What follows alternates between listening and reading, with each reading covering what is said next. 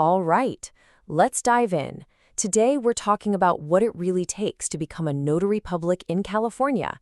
And let me tell you, this is way more than just getting a fancy stamp. We're talking about a serious journey to become a public officer, a trusted witness whose seal is a powerful, frontline defense against fraud. So what exactly is this quest all about? So here's how we're going to break it all down. First, we'll walk through the actual quest to get commissioned. Then, we'll get into the nitty-gritty of what it's going to cost you in both time and money. After that, we'll tackle the big one. Why are there so many rules? And finally, we'll talk about the real responsibility, the true weight of the seal. First up, the California Notary Quest. Let's think of this as the call to adventure. This is the path you have to walk, and every step is a challenge you've got to meet to earn that commission. Now, on paper, the path looks pretty straightforward, right? You got to be a legal resident of California, at least 18, then you knock out a 6-hour approved course, you pass the big state exam, and you clear a background check. From there, you get a surety bond and your supplies, and you file your oath with the county clerk. But trust me, straightforward doesn't mean easy. Each one of these steps has its own set of hurdles. Okay, let's talk about that background check because it is absolutely no joke. We're talking a deep dive into your entire history, run by both the Department of Justice and the FBI.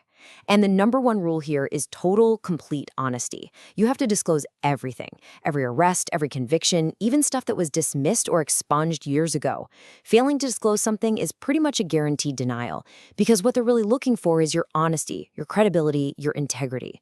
And certain crimes, especially things the law calls crimes of moral turpitude, fraud, theft, embezzlement, those can be an immediate deal breaker. And this quote from a notary applicant on Reddit just says it all. You can take the 6-hour course, you can study for weeks, you can feel totally overprepared, and still walk out of that 45-question exam feeling like you just got run over. It's designed to be tough. It's not just about memorizing facts, it's about applying them to tricky, real-world scenarios. Okay, so this brings us to the next part of our quest, the road of trials. This is where we talk about the real-world stuff. The investment of time and money that every single applicant has to deal with. Financially, you've really got to be prepared. The training course alone can run you up to $300. The exam itself is $40, and that's just for the first shot. Then you've got the live scan fingerprinting, which varies in price. You've got to buy your seal and your journal and pay the county filing fees. And we haven't even gotten to the big ticket items like the bond or optional insurance. It all adds up fast. Now, this is the number that makes everybody's eyes go wide. $15,000. This is for the surety bond that the state requires. But wait, before you have a heart attack, you do not have to pay $15,000. So, what is this all about? Okay, this is probably the most critical distinction to get right. That mandatory $15,000 surety bond, it's not for you. It's there to protect the public. It's a pot of money that can cover financial losses if you mess up or, worse, commit fraud. But here's the kicker. If the bond company has to pay out a claim because of you, you have to pay them back. Every penny. Now, the separate, optional, errors and omissions insurance, or E&O, that is what protects you from having to pay out of your own pocket for unintentional mistakes. One protects the public, the other protects you. And then you wait. The timeline here is all over the place. Some people on Reddit say they got their exam results back in a week. For others, it was over a month. The background check, that could be a few weeks or, like one applicant said, 3 months. And then, once you finally get that commission packet in the mail, a timer starts. You have exactly 30 days to get your bond, get your supplies, and get down to the county clerk to file your oath. It can be a seriously stressful race against the clock. So, after hearing about all these steps, all these costs, all this waiting, it leads you to a pretty big question, right? Why? Why on earth does California make it so difficult to become a notary? What's the big secret? The answer, in one word, is fraud. The whole system, all the hoops, all the hurdles, all the high stakes, it's all designed to guard the integrity of the most important documents in our lives, from home deeds to powers of attorney. And this right here, this is the brutal reality of what can happen This is a real-world example. A bad notary, someone who shouldn't have had that seal, abused their power. They faked a document, claimed to be a trustee, and slapped a $450,000 lien on someone's property. That is the kind of life-altering damage that the state's rigorous system is trying to prevent, because a notary's stamp isn't just ink on paper. It's a powerful symbol of trust. To make sure notaries take this seriously, the state has put some real teeth into the penalties.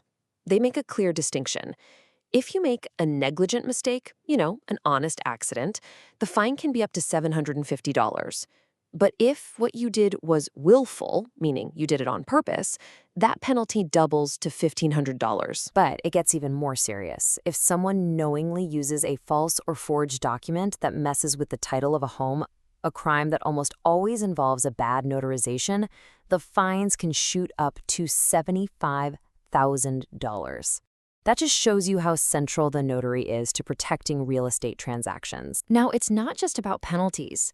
The state is also putting its own money where its mouth is, to the tune of almost $16 million. That massive investment is going into a huge tech upgrade called the Notary Automation Project, or NAP 2.0. They're basically trying to modernize a system that's over 30 years old. And by the way, this project is the main reason California doesn't have full remote online notarization, or RON, yet. They're building that secure, modern foundation first, and it's not expected to go live until 2027, or maybe even later. So once you understand why the path is so challenging, you come out on the other side with a whole new perspective. And that brings us to our final and maybe most important point: understanding the true weight of that seal you worked so hard for. See, a California notary isn't just licensed for a job. You are appointed by the Secretary of State. You become a public officer.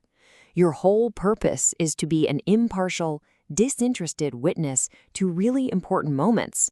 Your seal literally carries the authority of the state of California. And this responsibility gets really clear when you look at the two main things you'll be doing: a jurat versus an acknowledgement. With a jurat, the person has to sign in front of you and literally swear an oath that everything in the document is true. But with an acknowledgement, they're just confirming to you that yes, that's their signature, and yes, they signed it willingly. The signature could have already been on the page. One verifies the content is true, the other just verifies the signer's identity. Knowing that difference is everything. So in the end, that long, tough road to becoming a California notary, it's all there for a reason. It's to make sure that the people who hold that seal truly understand its power. It's so much more than a stamp. It's your personal guarantee of integrity. It makes you a gatekeeper of trust. The only question left is, are you ready for that responsibility? Thanks for joining us.